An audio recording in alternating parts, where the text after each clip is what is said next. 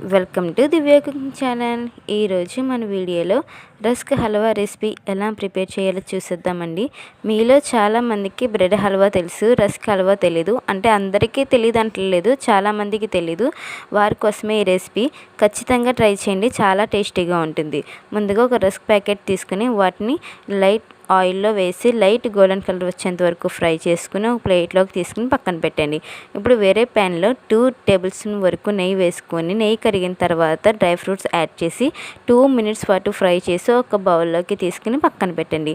ఇప్పుడు అదే ప్యాన్లో 1 కప్ వరకు షుగర్ కూడా వేసుకొని ఒకసారి నెయ్యిలో బాగా కలుపుకున్న తర్వాత 1 కప్ వరకు పాలు అనేది యాడ్ చేయండి. అలా పాలు వేసిన తర్వాత షుగర్ అనేది కరిగించిన తర్వాత మనం ఫ్రై చేసి పెట్టుకున్న రస్కుల్ని ఒకటొకటిగా అందులో వేసుకొని వీడియోలో చూపిస్తున్నట్టుగా రస్క్ అనేది పాలలో ఇరిగేలాగా కలుపుతూ ఉండండి. మీకు ఏదైనా గట్టిగా అనిపిస్తే ఇంకో 2 టేబుల్ స్పూన్ వరకు మిల్క్ వేసుకొని ఇలా మెత్తగా అయ్యేలాగా కలుపుకొని చిటికెడు ఇలాచీ పౌడర్ అలాగే మనం వేయించి పెట్టుకున్న డ్రై ఫ్రూట్స్ కూడా అందులో యాడ్ చేసి ప్యాన్ నుంచి సెపరేట్ అయ్యేంత వరకు ఉడికించండి.